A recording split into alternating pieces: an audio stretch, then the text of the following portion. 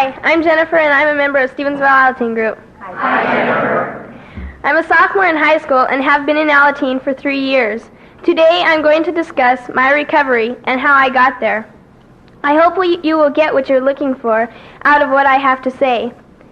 Before I begin to tell you about how the program has worked and is working in my life, I think I should briefly mention what it was like before I started Alateen, although I'm sure you already all know how most of that goes.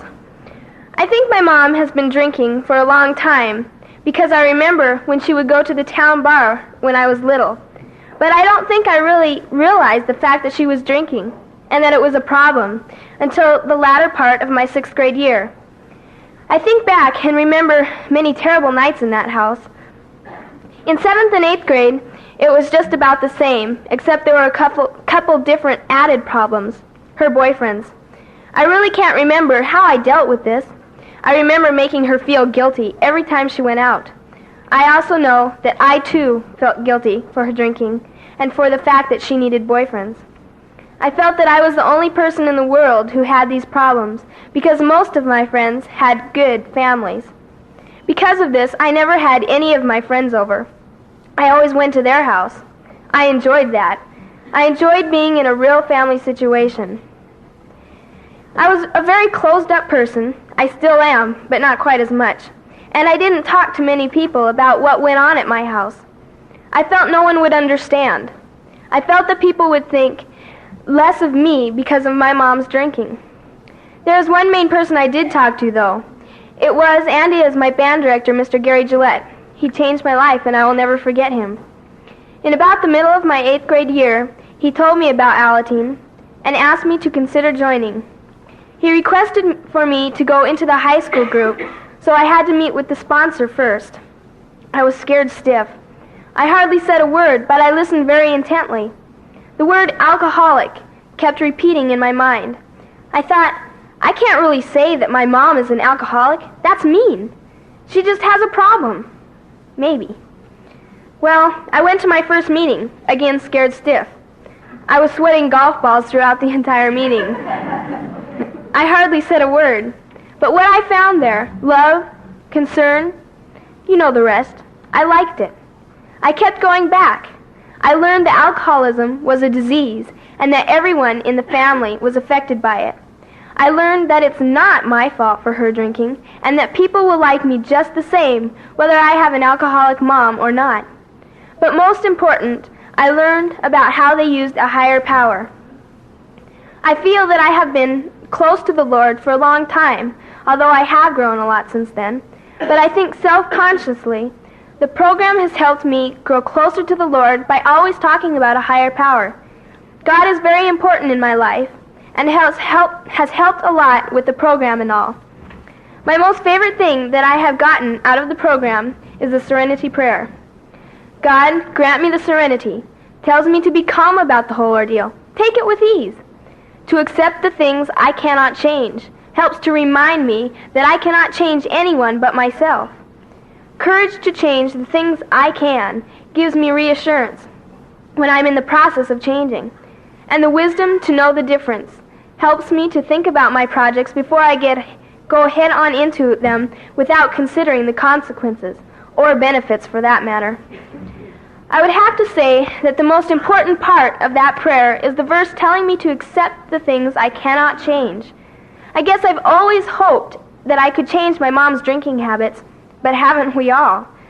With the program and the serenity prayer, though, I've learned that the only person I can change is me. This I have done. I've learned to accept her drinking, to accept her for who she is and love her anyway. I've come to the point now where her drinking doesn't bother me as much as it used to. In fact, she has cut down immensely. She too has learned from what I tell her and from what she sees in her boyfriend, who has been living with us for 2 years, and her friends that drink. I am very proud of her. I feel that we have grown closer in the past couple of years. We are able to communicate more easily, although we still don't communicate as much as I would like to. I think the program has helped with this.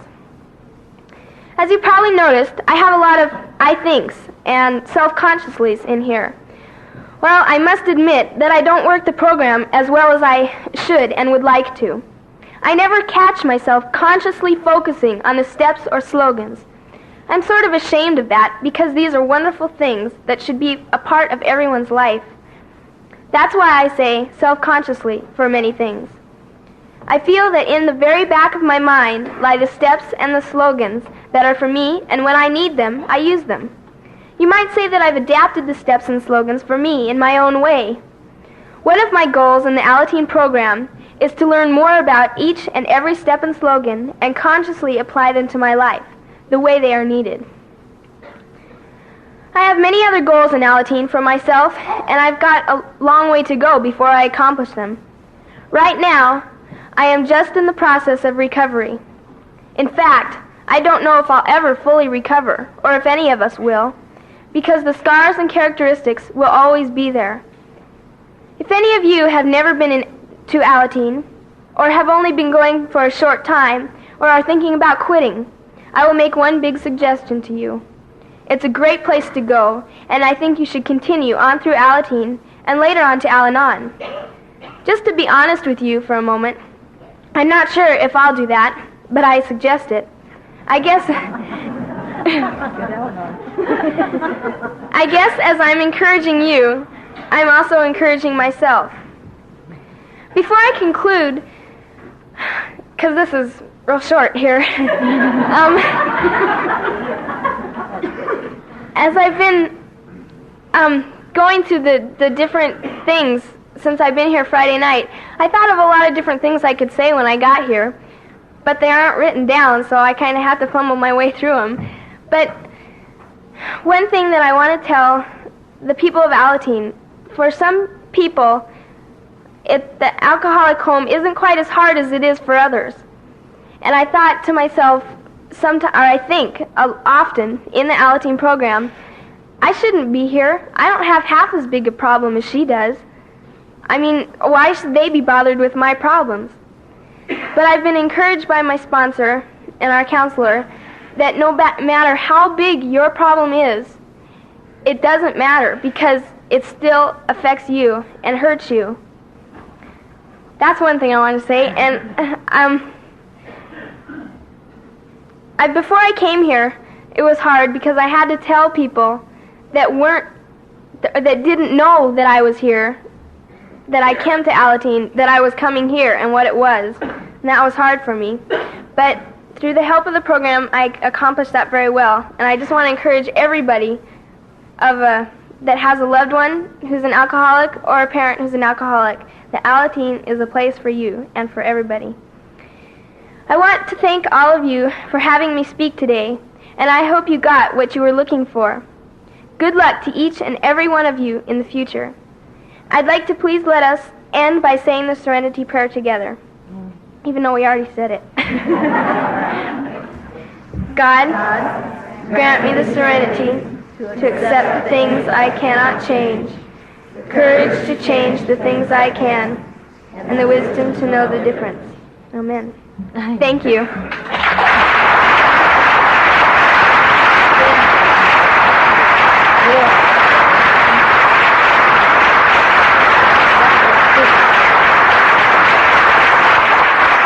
Ask Blanche to speak to us.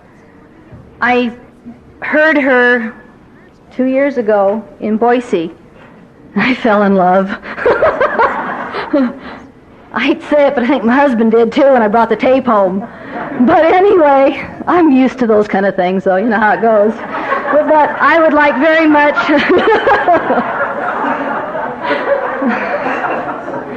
Well, you've all seen that big dude in the black hat running around crazy selling tickets. I belong to him. May I at this time introduce you to Blanche.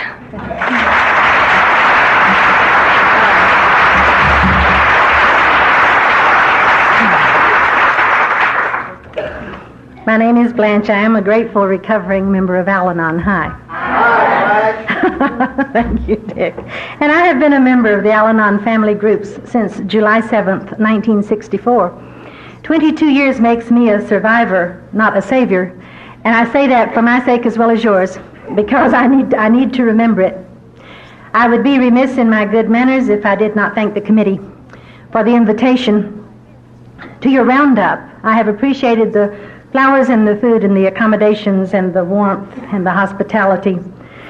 I try never to talk without thanking the members of Alcoholics Anonymous, who have so generously shared with us their program of recovery as they so generously shared with us their illness.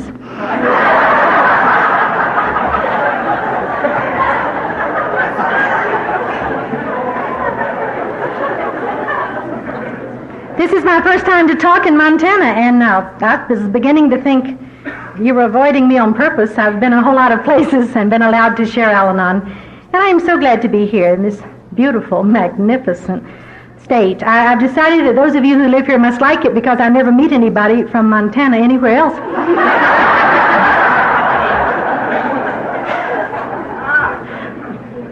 Everyone else is moving to Texas.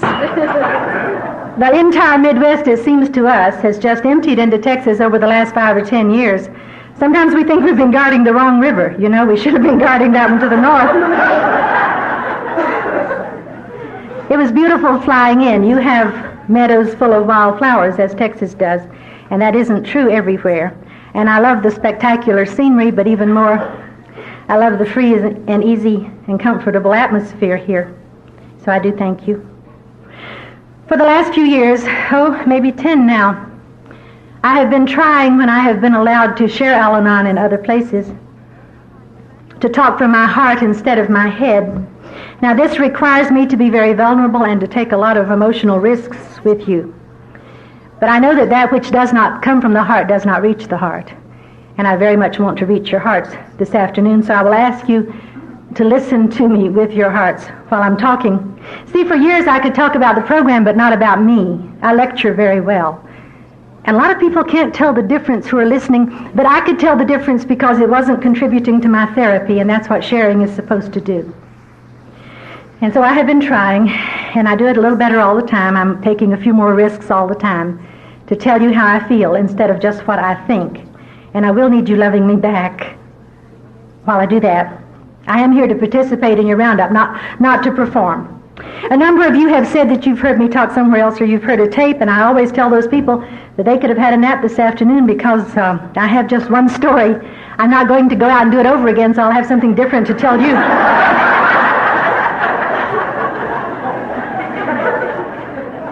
If the stories ever are the same.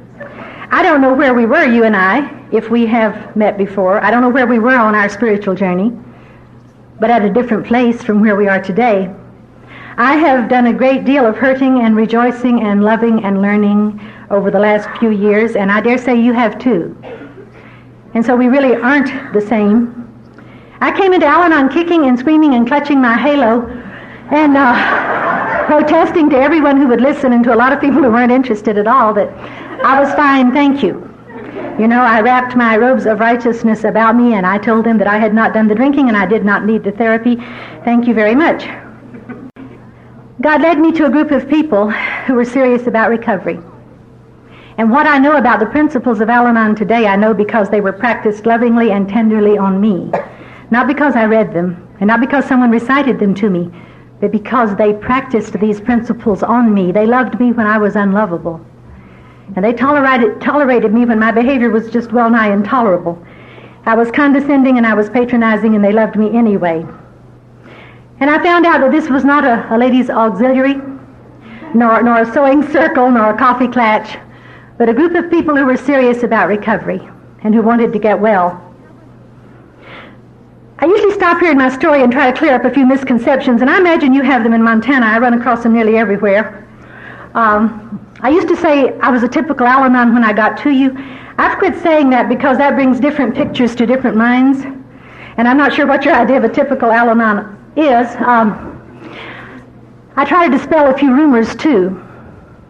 One rumor, and I'll bet you've heard it, is that all alcoholics, without exception, are either handsome or beautiful, talented, sensitive, charming, intelligent, and sexy. Have you heard that one? I never get any argument on that. But the other side of that coin is that they are inevitably married to dull, mousy people. And if that's your idea of a typical Al-Anon, you can forget it. Please don't believe my AA friends in California who say that there is a foolproof way to tell a member of Al-Anon from a member of AA, that a member of AA has multiple personalities and an Al-Anon has one or less.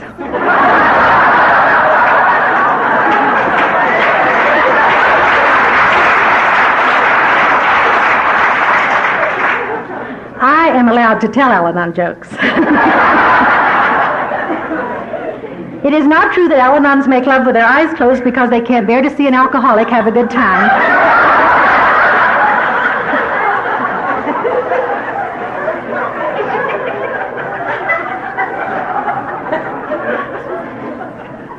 You're a great audience. And another myth, I think, that's prevalent is that the non-alcoholic stayed home knitting, Priscilla Pureheart, while the alcoholic did his thing during the drinking years, and some of us did, but some of us did the same things the alcoholic did, and we did them cold sober. So I think it's important that we not have any illusions about each other this afternoon. It comes out a little later in my story that for 22 years I was a high school English teacher. It will not surprise you that I want to define our terms. So just to keep the record straight, some well-meaning members of AA, and I think they truly do not know any better, refer to any member of their family as an Al-Anon. That's like referring to a still drinking alcoholic as a member of AA. An Al-Anon is a member of an Al-Anon family group who attends meetings regularly and who works the program. And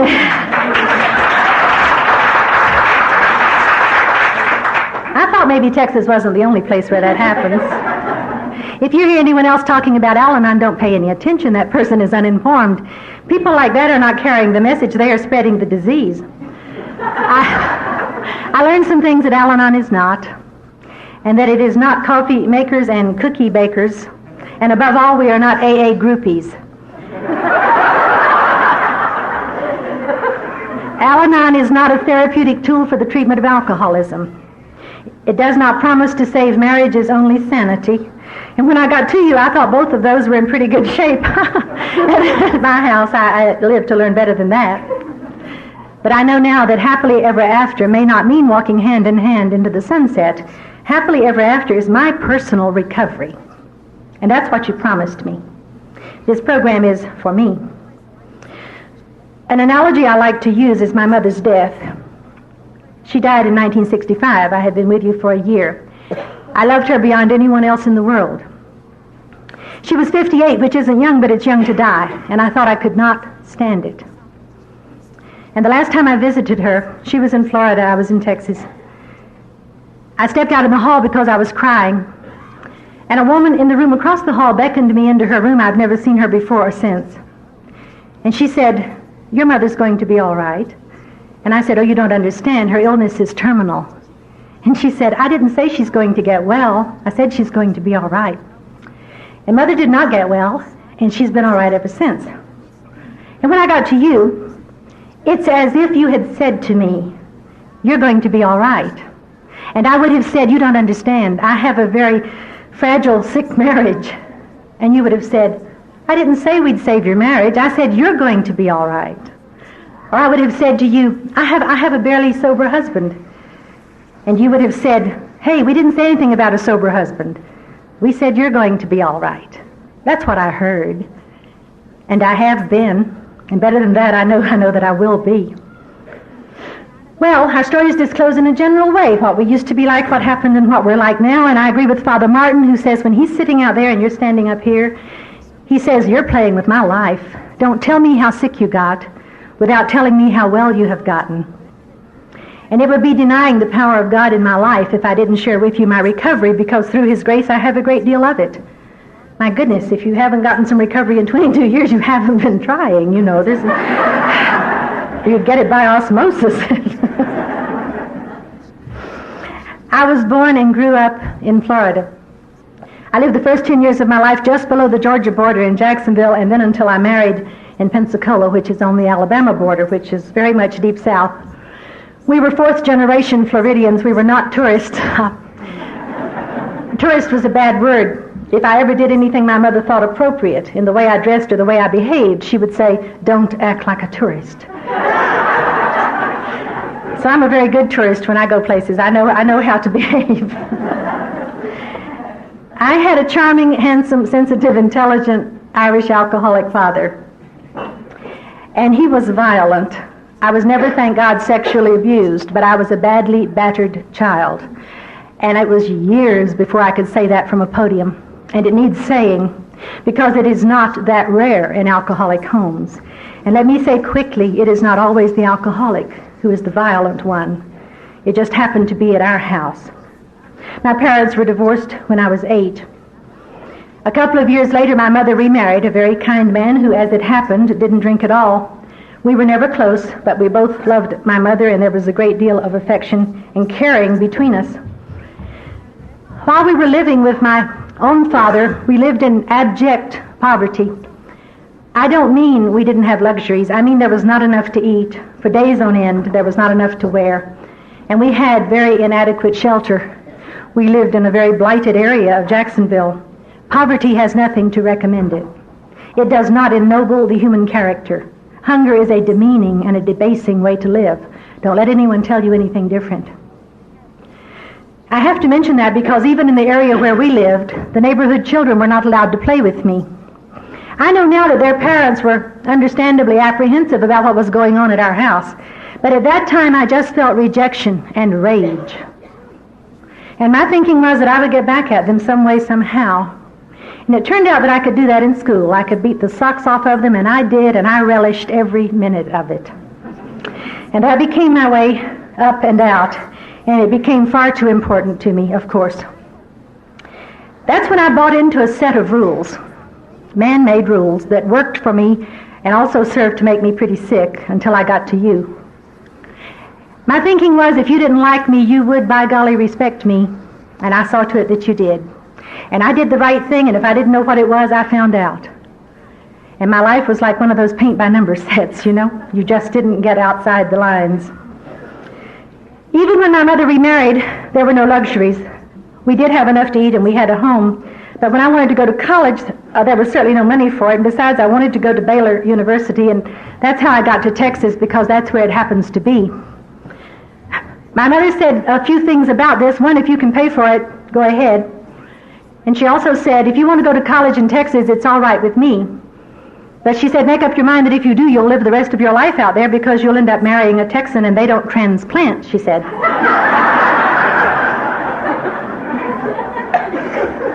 I told her I was going to do no such thing, but I did, and they don't, and I have, and so she was right about that as she was everything else. I'm sure you know that Texas is a state of mind. They have never forgotten that they were a nation, and that is the feeling that is prevalent there. My father-in-law was a very ardent Texan. I don't know any other kind. And he says he reared his children never to ask a man where he was from, because he said if he's from Texas, he'll tell you, and if he's not, it's not nice to embarrass him. He also said there are no ex-Texans. There are some Texans forced to live somewhere else for a while, maybe 50 or 60 years, but they are never ex-Texans. I think now that it was inevitable that I marry an alcoholic. I know now that a person does not come untreated out of an alcoholic home and make a healthy marriage. But I tried so hard to avoid it, I would not date anyone who drank at all. And that wasn't difficult at Baylor, which is like a Baptist convent. Most people didn't drink. If you did, you got sent home. And when I married my husband, he didn't drink at all. And I thought that made me safe. You explained to me later that did not mean the disease wasn't there. You said it's as if he had had tuberculosis and he had just not yet started hemorrhaging. That symptom had not yet manifested itself. And you said that drinking is only a symptom of the alcoholism. And I, of course, didn't see it coming. We were blindsided by it. I know now that sick people marry sick people, and they rear sick children. And please don't let anyone tell you anything different. I was one of those children. I taught thousands of them, and I reared 2 of my own. And if you think the drinking at your house didn't affect your children, I have some swampland in Florida I'd like to talk to you about, because you'll believe anything. I thought Jennifer was so beautiful. My children later were in Alateen for 10 years each, and you helped to undo some of the god-awful damage that we did to them. I know now that we kind of find each other. Okay, I got my feelings of self-worth by rescuing and taking care of. So of course I found someone who would give me chances regularly to rescue and take care of him. Of course I did. I didn't know I had any intrinsic worth just by existing or just by living. And I know now that we don't get sick just as a result of living with alcoholism. The Al-Anons in California say every pot finds a lid that will fit it. And in Colorado they say the horns on the heads of the alcoholics just fit the holes in ours.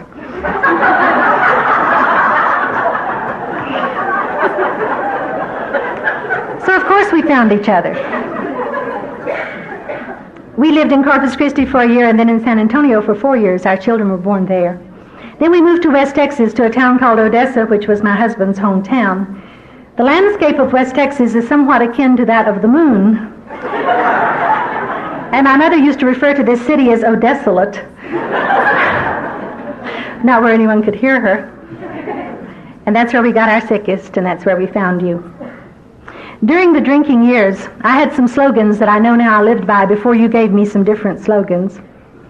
I bet you had some of these. One of them was, what will people think? Did you have that one? And don't rock the boat. Whatever it takes, peace at any price. And this one, it's not that bad yet. And did you ever play Guess What I'm Mad At?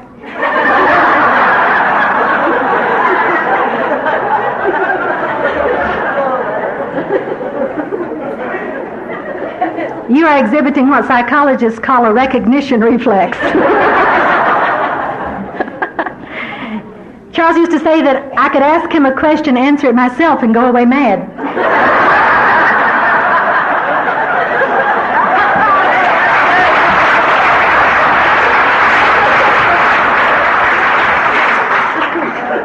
Wasn't true, of course.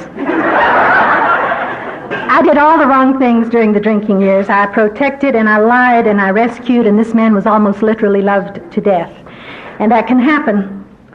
I played let's pretend as diligently as he drank, and I was as obsessed with him as he was with drinking. You know what obsession is. Did you hear about the Al-Anon who was drowning? Someone else's life flashed in front of her eyes. That's obsession.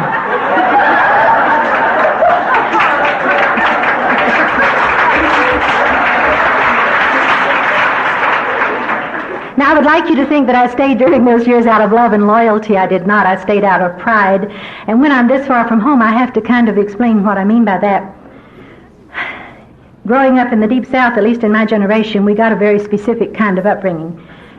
We were expected to flutter our eyelashes and flash our dimples and swish our skirts, but it was understood that we were made of stainless steel and we could cope.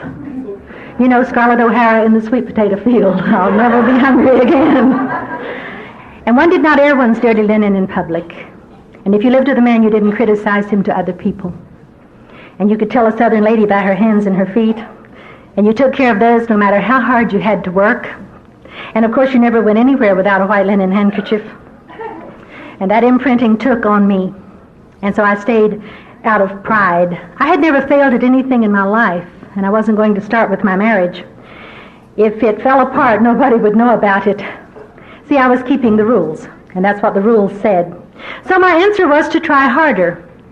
I could really hear it when I got to Al-Anon later, and our welcome and preamble said that we tried to force solutions. I certainly tried to. You get the Charlie Brown cartoon strip up here. One time Charlie Brown's little sister is learning long division, and she says to Charlie Brown, how many times will 24 go into 12? And he says, 24 won't go into 12. And she says, it will if you push. That was my thinking.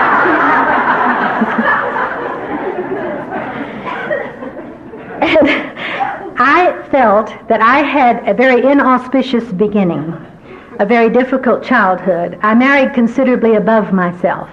Charles says I shouldn't say that. I don't know any other way to say it. I married into a fine old family that had had a great deal of money and still had a great deal of prestige and status. And I didn't see why he had to drink. I was the one, it seemed to me, who would have an excuse for drinking. I had attended the university I wanted, which was and is very expensive, and I paid for it myself. And I married the man I wanted, and he was and is brilliant and handsome and can be charming. And I had the children I wanted when I wanted them. And if I have time, I'll try to convince you in a few minutes that they are altogether remarkable. And so I had no understanding of nor tolerance for people who messed up their lives. My thinking was that if I could cope, anybody could cope. And so I was mystified by this. All the rules I had followed weren't working. And I hadn't yet found you to give me some spiritual laws that do work. I did a few things right during those worst years. I never called him a drunk, and I never thought of him as a drunk. He was a fine man who drank too much, who had what my Irish grandmother called the failing. And at some level I knew that he was sick. At least I knew that nobody would be that way because he wanted to be. Please remember that 25 years ago, it wasn't trendy to be alcoholic. You know, it wasn't the in thing. And you didn't see announcements on television every 30 minutes. And it was not widely accepted as an illness, and certainly nobody thought of it as a family illness. I didn't criticize him to the children. I did after he sobered up. But when he was drinking, I didn't, so that when he tried tentatively to reach out to them in love later, they were willing and waiting to be loved. And I had a God whom I worshipped and served, and who was my handhold on sanity until I got to you, not God as I understand him today. But I hope in another 22 years, God as I understand him will be different from the way the grasp I have on him today. And I had a doctor who served as Al-Anon, and I say that because he used to say, you have to do what's necessary for your sanity and your serenity regardless. He said, and he knew just which button to push. He said, your children need one stable parent. See, need was the operative word. If you said need to me, I was putty in your hands. You know, I'd roll over and play dead. It didn't matter, whatever. I still respond to that. I don't always have to act on it, though, today.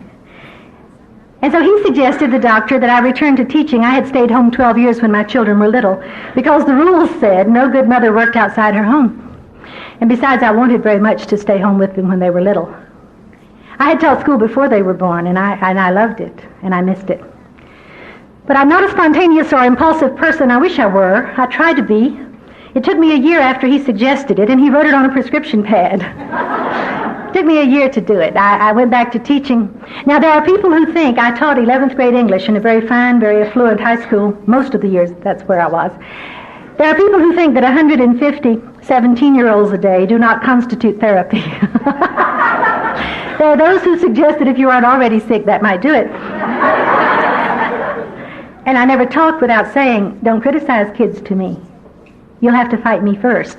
As gently as I know how to say this to you, I believe I know more of them than you do. I have accumulated several thousand through the years.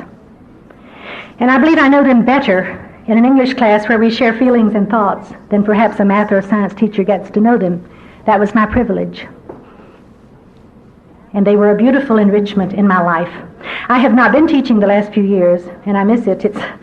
It's like an ache. I like their gung-ho eagerness for living. I like their values, which are sounder than those of my generation. They have a concern for this planet that you and I did not know. Now, it was not one long honeymoon, okay? There were days when I wished for retroactive birth control, but not usually.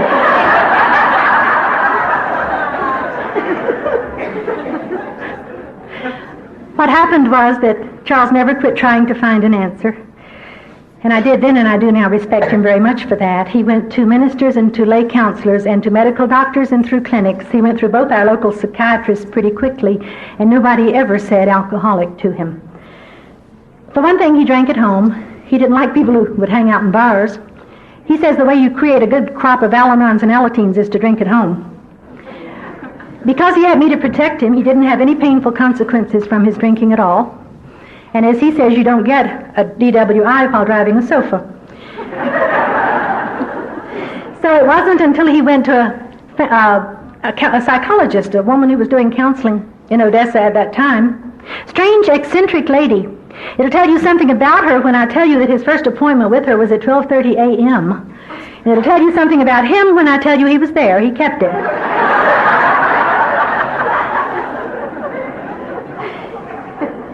He'd been seeing her for about 6 weeks, and it was January of 1964. Are there moments in your life that are so filled with lucidity, so clear, so graced, that you remember exactly where you were and what you were doing? I remember the room, I remember the carpet, the draperies, everything, when the phone rang that day. And this woman identified herself. Of course, I recognized her name. And she said, I have been talking with your husband for some time now. He's an alcoholic, and this is a family illness. And all of my Deep South upbringing went out the window, and I said, you're out of your mind, and hung up. She had hit a nerve, and I didn't want to talk about it. Before I could leave the room, the phone rang again, and when I picked it up, she said, hey, don't hang up. Wait a minute. I know what you've been through. Well, she couldn't know. I hadn't told anybody. This was the most anonymous alcoholic in town. And I thought all my tears had long since been shed. And I stood there with that phone in my hand, and I cried, and I cried, and I cried. That was your first gift to me, before I ever even got to you, was the freedom to cry. Charles used to say I could cry at supermarket openings or reading menus or telephone directories. I do cry whenever I please. I used to cry at pep rallies at school. The school where I taught, football was second only to oxygen in importance. And the pep rallies were somewhat like Broadway productions. And the school almost always won the state title, and there are 254 high schools in its class in Texas.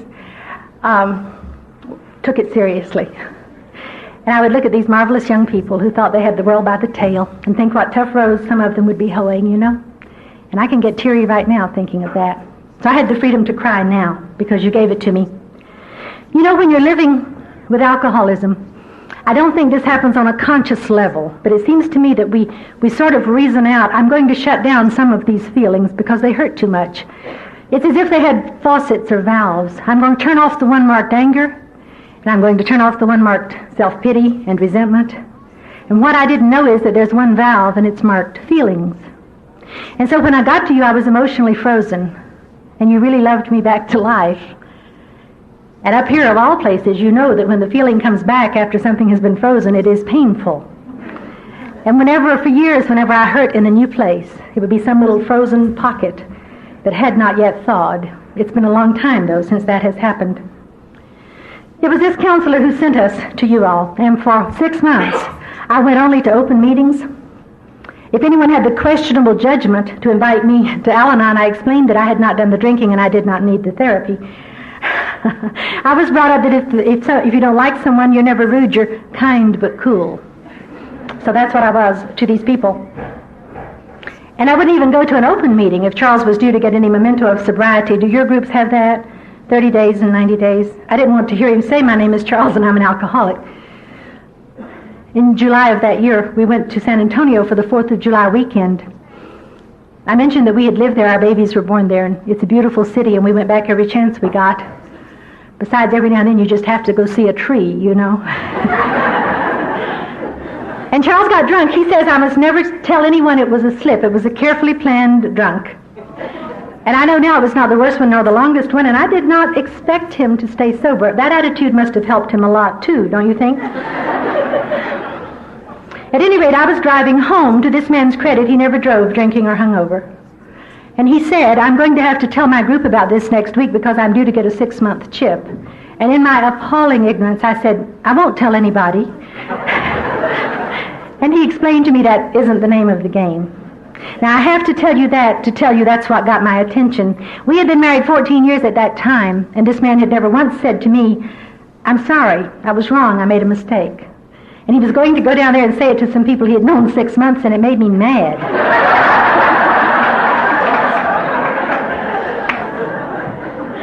I had quite a few barriers to overcome in that area. I had prayed for help, but I certainly thought God was not showing very good taste. And I told you I'd married above myself. I lived in a town where I did not have to spell my name for anybody, and where I had a great deal of automatic respect and prestige. And I didn't want to risk that. There was nobody not allowed to play with me anymore. I was afraid if I went down there with those people, I'd lose all that. And so I was angry. Besides, next to an alcoholic, anybody looks good, you know? And I got back to the meetings with him, and they were saying, way to go, Charlie, hang in there. 30 days, fine.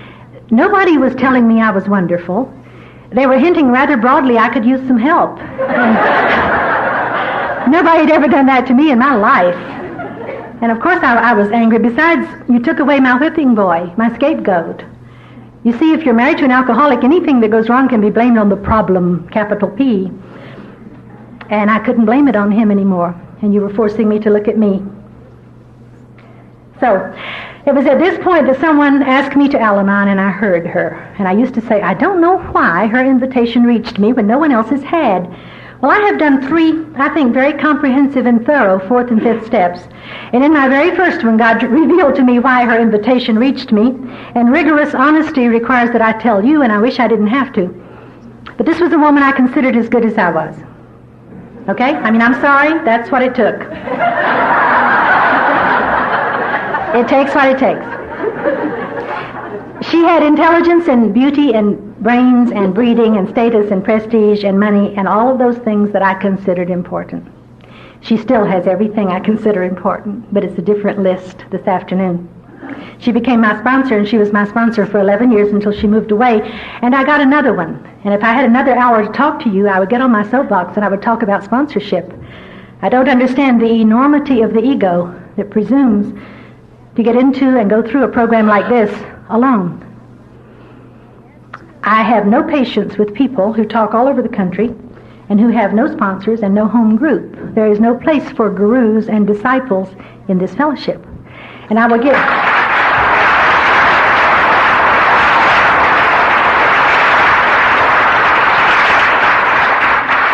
I will give you my sponsor's name and phone number, and you may check on me at any time. Because I use her regularly. We have a pamphlet in Al-Anon called Living with Sobriety, and in it they have written, while sobriety can be a welcome miracle, it does not guarantee happiness.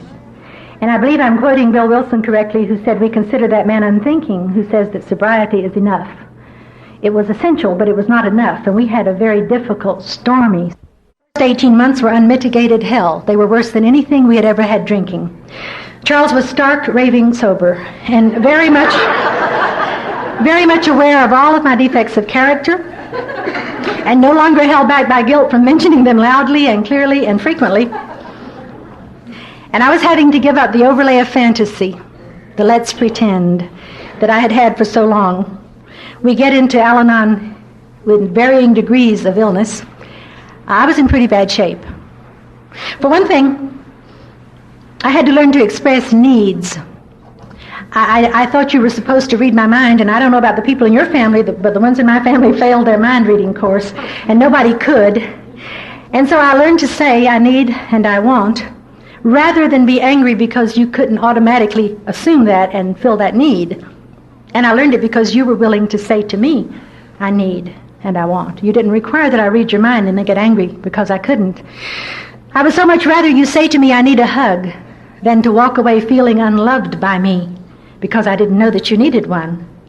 I think we come in with defensive walls all around us, and they are not always walls of hiding or withdrawal. I used to hear people in my group talk about having, during the drinking years, not answered the phone or the doorbell, and they had withdrawn from society altogether.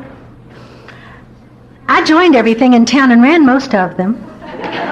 And when I've been with you 2 or 3 weeks and you didn't ask me to be president, my feelings were hurt. I thought, you obviously didn't know who I was. And that was my wall. The barrenness of busyness. And that will do it. Compulsive talking can be a wall. People who never shut up never get to know us. And certainly they don't really let us know them. Mindless laughter can be a wall. You know, the people who, when you say good morning, break into peals of shrieking laughter, you know. There are all kinds of walls, not just withdrawal. And I no longer batter at them. I used to. Let me in. I want to be your friend, you know. I think that's kind of an emotional rape. I don't do that anymore. If you have a defense, you need it. And I believe that when you feel safe enough, you will give it up. I think it's like having a shield and a sword, you know, to protect ourselves. Those of us who don't trust in particular. And it's a joy to me to see people put down the sword, and eventually some of them put down the shield too. Eventually. I think what we can do is that when these people look out from the chinks in their armor, we can smile and let them know the natives are friendly. And I think if we are warm and loving enough, sometimes the bricks in these walls will thaw and melt. That's what happened with me, and I began to hear you. Not all at once and not all from one person. I can tell it to you much more quickly than I learned it. But I heard, of course, do you realize you're sick too? See, as I said, it wasn't commonly acknowledged that this was a family illness. They said, then, do you want to get well? Even in Scripture, no one could be healed who didn't want to get well. Some people need their neuroses, and they hang on to them.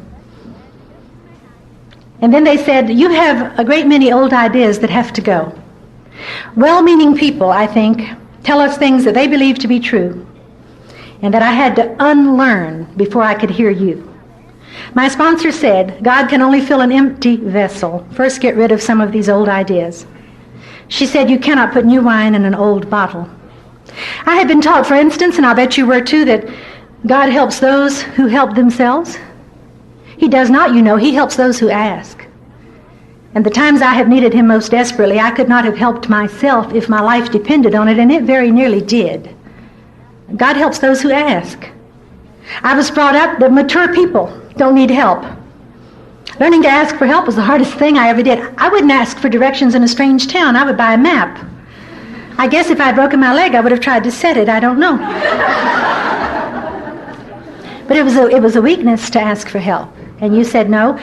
You said babies are dependent, but adolescents are independent. They have to be for a while. You know that I can do it myself. And that mature people are healthily interdependent. And that is not a sick, clinging neediness, but that's a healthy counting on each other. I found out that some pain is necessary for my spiritual education, but misery is optional. And I don't opt to be miserable anymore. I holler for help loudly and clearly. If you could see my long-distance charges, you would believe me. I have some friends in California who, when I can't make it through the night, still happen to be up. I have a friend there who swears I only love her for her time zone. And if it's really rough, there are some friends in Hawaii that are still up, too, you know. There was a country western song popular along about the time I got to you all, and it was saying she didn't have sense enough to come in out of the pain. Well, I have sense enough today. I don't hurt very long. I was taught that we put other people first, always, under any circumstances. That was the noble thing to do. I know now that constant self-sacrifice builds a huge reservoir of rage in the person who is doing it. I had suffered nobly, you know, like a martyr. I practically required plastic surgery to remove my hand from my forehead. And you said I had not only a right, but a responsibility for taking care of myself emotionally. That it was no one else's job. That it was not God's assignment to anyone on earth to make me happy. You said that was an inside job, and that it was up to me to see that my needs were filled. I'm not talking about me first, okay? I'm talking about my turn, because I didn't even know how to do that until I got to you. But I have a sponsor who says that I must ask myself two things before any challenging situation, and one is, what is in my best interests? Now, you can't be a martyr and do that. And the other is to remind myself that I don't have to like any situation, but it is imperative that I like myself in it. A few years ago, I went through a very agonizingly painful divorce. And I didn't like that situation. But oh, it feels good to know I would not change one word I said or one thing I did, because you had told me that I must like myself, even in the most painful situations. I was told that I could never say no in Al-Anon, and I know this sounds like heresy, but I do say it. It's a way I have to take care of myself. I have to say no more than I say yes, or I would have nothing to give you when I come. Every time that phone rings, it is not God calling. And sometimes I have to say no. I was taught that what you don't know won't hurt you. What I didn't know nearly killed 4 people. You know, what you don't know can kill you. And on there was this list of things that I had been taught that were wrong. And I had to unlearn them before I could hear you. And when I finally could, I didn't want to settle for a spiritual Band-Aid, you know. I am greedy for this program, and I'm attracted to people who are greedy for it and who want it all. And that's when I began to learn these spiritual laws that replace the man-made ones that I was living by so rigorously. And they are just as real, by the way, and just as irrevocable as the law of gravity. For instance, if I climb into a tall building and I jump out, I go down. I don't go up. I have not broken the law of gravity. I have just illustrated it. Right? Okay, when you tell me that even a justified resentment will make me sick, that's a spiritual law. And of course all of mine were. Justified, I mean. When you tell me this and I insist on holding a resentment anyway, in my case, I have arthritis flare-up and I have severe and incapacitating migraine. I have not broken that spiritual law that says resentment will make you sick. I have just illustrated it. And I seem to insist on doing that time and again.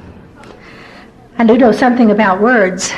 And the S-E-N-T in resent comes from the Latin word for feeling. We get sentiment from the same root. So if we resent, we re-feel it. And the way I know that I have a resentment is whether or not I can remember whatever it was without anger. If I remember it and I get mad all over again, that's the red flag. That means it is a resentment. And these spiritual laws are so much stricter and more exacting than the man-made ones. It's easier for me to stay within the speed limit and not to cheat on my income tax than it is for me to love you unconditionally. But that's a spiritual law. And if, as the scriptures say, we were made in the image of God, and I believe that we were, and if, as they say, God is love, and I believe that he is, then we were built for loving. And these other feelings are like throwing sand in an engine. You know, we don't function well on them. So I love you this afternoon because I choose to, and you have nothing to say about it. It's a lot of fun for me, and it won't hurt you. I know you didn't come here because you wanted to contribute to my therapy, but that's what you're doing. You're helping me with my recovery. I have learned that the worst immorality is judgment. And I have learned to be very careful because every time I find myself sitting in judgment on someone for certain behavior, God has handed me that situation. So far it hasn't failed. And I'm really afraid to be too judgmental anymore. I don't want any more of those handed to me, to find myself in exactly the position for which I was criticizing the other person. Of course you talked to me about releasing. You said, let go of this man. You detach from the problem, not the person. You said if you don't like the warts, let go of the frog. And I didn't like the warts. I didn't like the person I had become. I am not basically a bitch or a shrew, and I was both. I was somebody I didn't know. I had lost whatever identity I had. And I didn't like those warts at all, and so I tried to let go of the frog. That's the single hardest thing I still do in the program, is let go, let go, let go.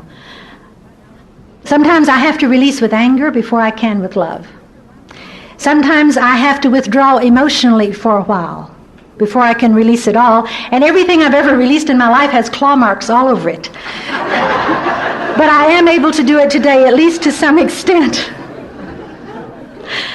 See, I could release because you told me that God could work directly through my husband and children. I didn't know that. I thought he had to come through me. I always told them God's will for their lives. And teacher that I am, I had to have a visual aid. And the way I can let go of people is to visualize them held in the hollow of God's hand. And I am not abandoning them. I am turning them over to God, who loves them even more than I can, and might possibly know better what's best for them. I'm never sure of that second part, but I am sure of the loving part. I think a real symptom of untreated Al-Anonism is rush in and rescue. And I have to sit on my hands and bite my tongue not to do it time and time again now. Today I can listen to your feelings without trying to fix you. Now you understand every cell of my being wants to fix you.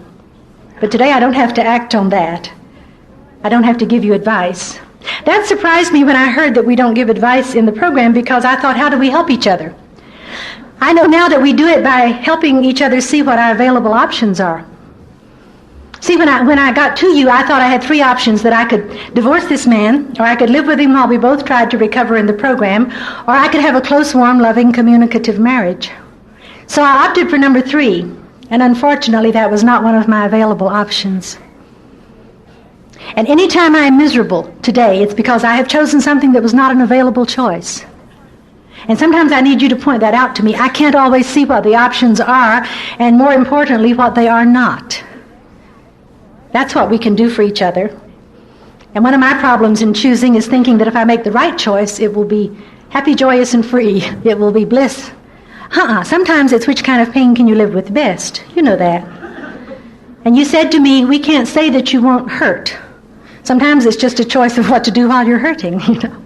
But you said you won't ever have to hurt alone again.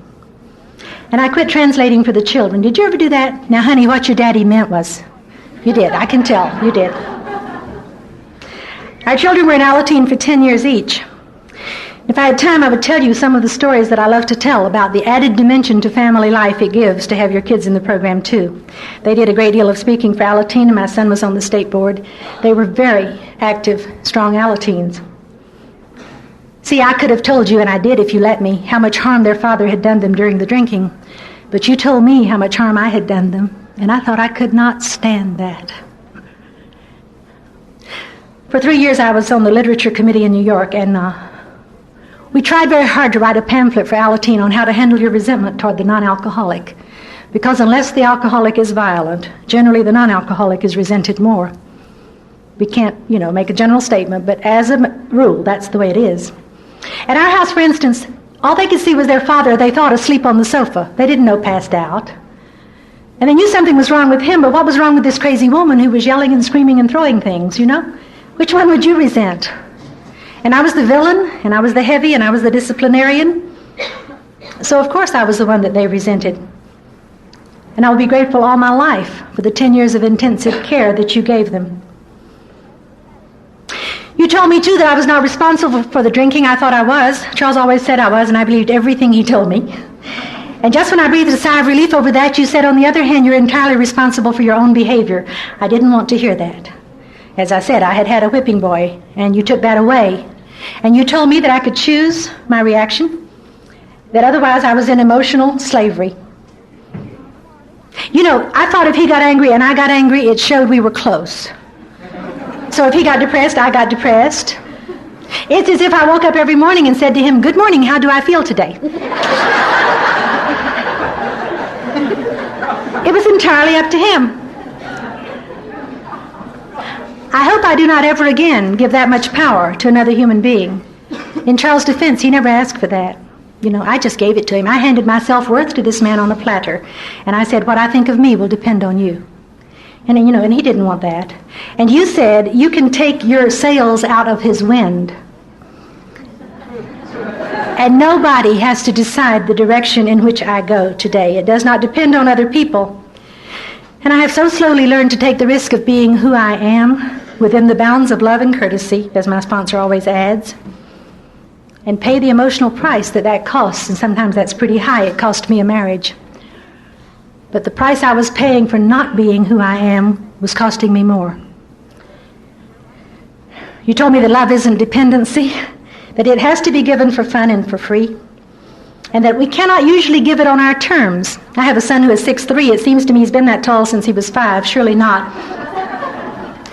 But if I could, I would show him I love him by cuddling him in my lap and cooing, and he would just die. So since he was about 17, I've had to show him I love him by not saying when he still lived at home, who was that letter from, who was that on the phone, and when he had his own apartment, why did a girl answer the phone when I called at 7:30 in the morning? I don't say those things. I'm not allowed to love him on my terms, but on terms that he can handle and with which he is comfortable. And that coin has another side, too. We don't get love on our terms. I am so verbally oriented that if you don't tell me in words, I don't know it. I wish I could just pick it up psychically, but I don't. You have to come to me and say, Blanche, watch my lips. I am depressed. Then I know what to do. But I won't know if you don't tell me. And I had a sponsor who said, you must learn to listen for love. And if you don't demand it on your terms, you'll be inundated with it. And so I tried. And one time this boy, when he was 15, that was during his grunting stage. If you've reared a teenage boy, you know you go through this time when you say, how was your day? And they say, oh. Did you have a good time? Oh.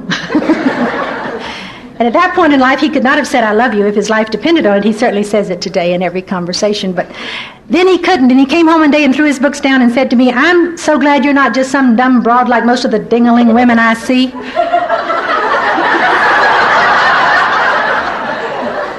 Isn't that poetry? Music? I could hear I love you.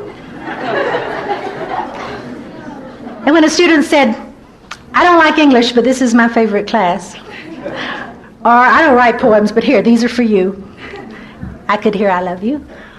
And when my daughter, who could only cook one thing along that time, said, you want spaghetti for supper? No, I could hear I love you. Since I quit demanding it on my terms, I do hear a great deal of it. I've learned to listen for it.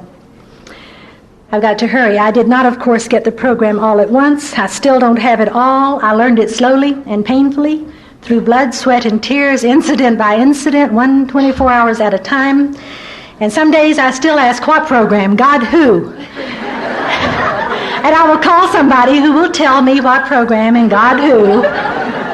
Usually in the words I've used with them. Don't you hate that?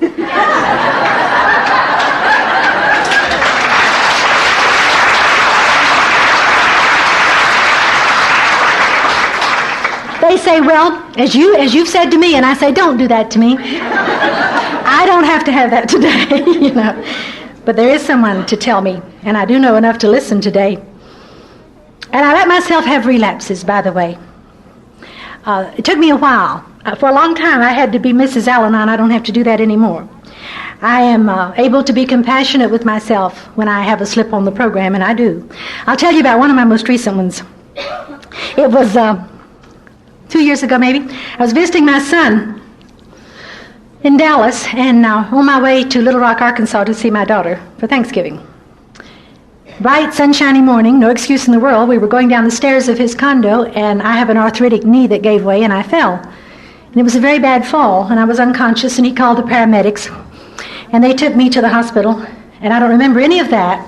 But as they were lifting me from the stretcher in the ambulance to the gurney in the emergency room, I sort of came to, in time to hear the nurse saying, now just lay back and take deep breaths. And coming out of absolute oblivion, I said, honey, that's lie back. I will lie back and take deep breaths.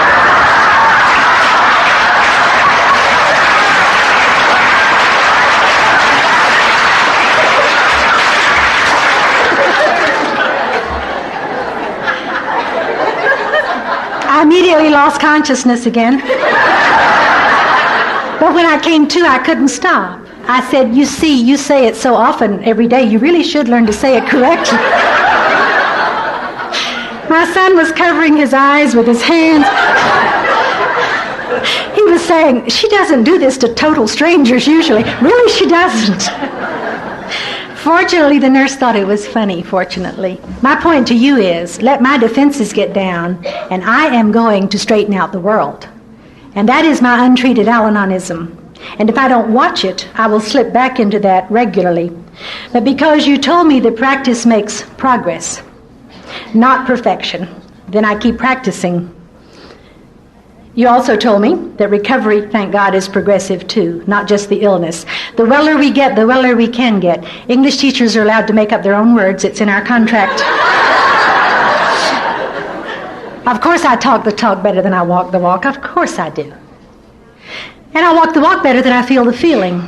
But I'm still the best Blanche that I have ever had. I watch new people come into the program and hit it running and learn so much more in a year than I did for the first 5. I have figured out why, by the way.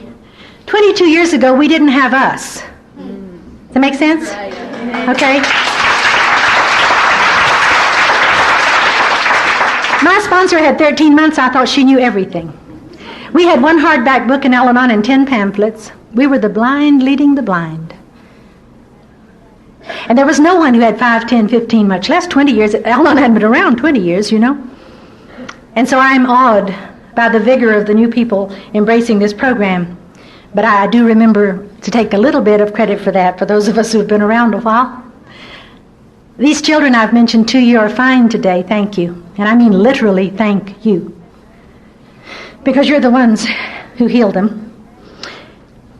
My daughter is a journalist. She works for the St. Petersburg Times, which it seems, if you didn't know, and I didn't, is a very prestigious newspaper in St. Petersburg, Florida. She was married, how long ago? 7 years. And because you told her she could be who she is in that subversive organization, Alateen, you told her that. When it was time for this wedding, she said, there's no rule that says that your attendant has to be a girl, and my brother is the person I love most in the world, and I want him to stand with me when we're married. And before I could open my mouth and give them the benefit of my wisdom, her brother said, "Hey, that's great. I've never been a bride's person before." The groom said, "Well, in that case, I'm really closer to my sister than I am my brother." Now you're getting ahead of me. So he said, "I'll ask her." So we had a best woman and a man of honor. It was beautiful. The minister was a lovely young woman who had gone to college with our daughter. And my daughter's a writer, and so is her husband, and they wrote their own ceremony, and it was very moving. And I sat there and I cried in the time-honored fashion of the mother of the bride, thinking sobriety made this possible. You see, when things were so sick at our house, these two young people used to watch when my brothers came to visit and say, "You hugged your brother, yuck." And I was afraid when they left our home they would never see each other again. And this was the person she loved most in the world, and this was the one she wanted with her when she married. My son is a commercial photographer in Dallas, and he does very well indeed. He has been on his own for maybe the last 5 years. He won a Clio a couple of years ago, which is the Oscar of advertising. It's the highest award you can get for one of his pictures. We date the people we meet, and he meets models. And I visit with him a lot at the Dallas airport, because when I'm going to share Al-Anon somewhere, I frequently have to change planes in the Dallas airport. If you leave Texas, you go to Dallas first. We've said that when you die, before you go to heaven or hell, you'll go to Dallas first. So when I have 2 or 3 hours, he sometimes comes out and visits with me, always with one of these gorgeous young things on his arm. They all weigh 36 pounds and have legs up to their armpits.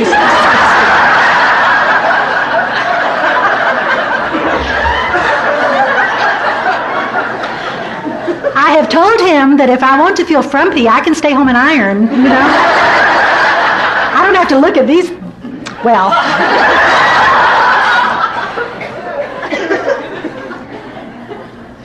He has given me a great many more people to love, as happens with our children's friends, if we will let it. And I have stayed in touch with them long after he is no longer involved with them, because I don't break up with them when he does. And they enrich my life too. I'm going to have to close with something that I'm afraid you will hear as bad news. Now, please don't. This is not bad news. This is what was necessary for my recovery and for Charles. Relationships, like people, sometimes die. And we really lost our marriage in about 1977 for a variety of reasons that it would not be at all appropriate for me to go into from behind a podium. And for 3 years we tried to bring life back into it. It was like giving artificial respiration to a corpse. There was nothing we could do. It was a relationship that had been damaged beyond repair. It was sick beyond healing. And I remembered your telling me that marriages made in sickness often don't survive health.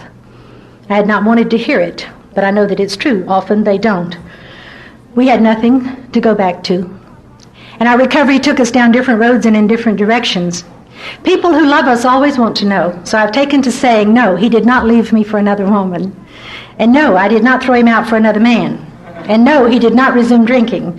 He'll have 22 years of sobriety in July. The marriage died. You can applaud him.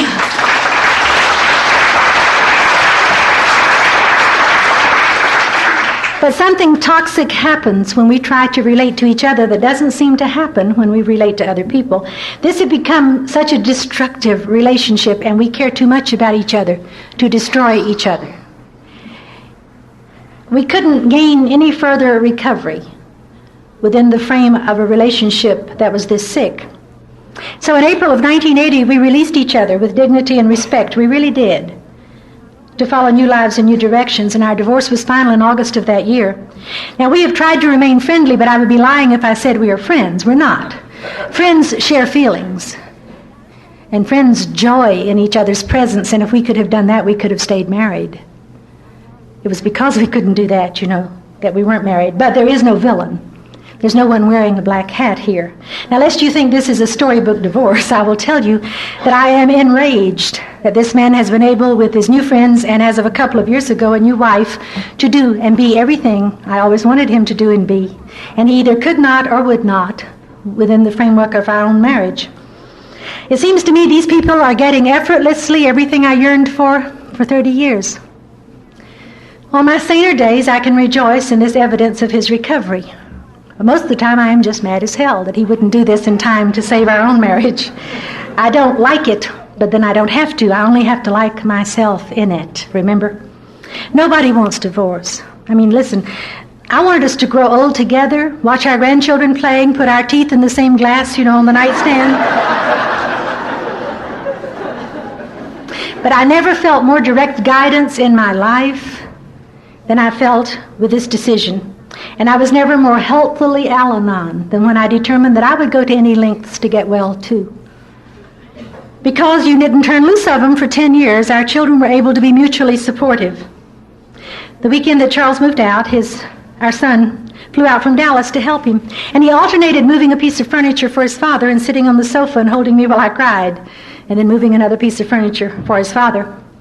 And 2 weeks after the divorce was final, it was our daughter who called on what would have been our 30th anniversary and said, "I know this has been a difficult day for you." And so they have been there for both of us. Ending a 30-year marriage is like an amputation. The agony is intense, no matter how necessary it might be for survival.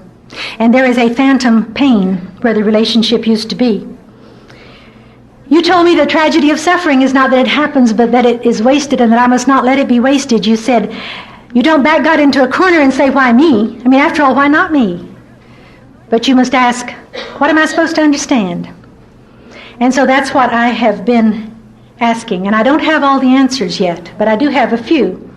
I think I'm supposed to understand that I don't have to know what the future holds because I know who holds the future. I think I'm supposed to understand, and for a woman of my generation, this is no small thing. I'm a whole person without a man. And that means the men who are in my life today are there because we both want them to be. Not because one of us has a loose umbilical cord that we're trying to plug into somebody, as a life support system. Oh, you've run across that.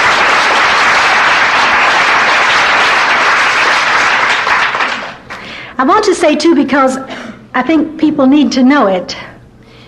These children have not had to drink. They didn't have to do drugs. They didn't have to do a lot of bed hopping. They have had loving commitments, and that doesn't bother me. Promiscuity would have bothered me. They've never even had a cavity. I tell them to tell the dentist that was excellent parenting. But the reason I tell it to you is to say, growing up in an alcoholic home does not necessarily mean that the kids have to do what we did. And I think the reason they don't is that you gave them 10 years of intensive care. I certainly don't take credit for it myself. I can only make one major decision a year, so after the divorce, I investigated graduate schools. I decided I would go back to school and get another degree. And I ended up at the University of Texas in Austin, and I moved there in June of 1982. It was very difficult to pull up roots, to leave my comfort zone, to sell the house my children grew up in. I had to remind myself that the house was only brick and wood, and I could take the memories with me. You would have laughed at me in graduate school. To begin with, I felt older than God, and I kept wanting to teach the class. The professor wouldn't explain it well enough, and I wanted to say, now, honey, what the professor meant was...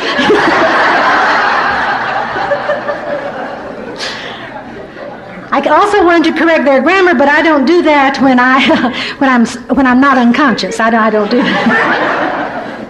And certainly they were courteous to me, and they were kind, but those kids didn't part like the Red Sea when I walked down the hall, and I was accustomed to that too. So it took me a while to adjust. I finished this degree last August, and I've been working since part-time as a counselor at Austin Community College. I need to go to work full-time just any old day now. So if you run out of things to pray about, and you need to fill your daily quota, you can put that. Some days I'm really scared about it. I have never been on my own financially before, ever. And it's high time, of course. We don't have alimony in Texas, nor should we. There is no reason in the world for this man to support me who isn't living with me. But I get a little scared about that. And I have total faith that God has marvelous things in store for you. I believe it with all my heart. I have no doubts on your behalf at all. But I sometimes can't believe it for me. So I will believe it for you if you will believe it for me. I will hang on to your faith when my own gets a little shaky.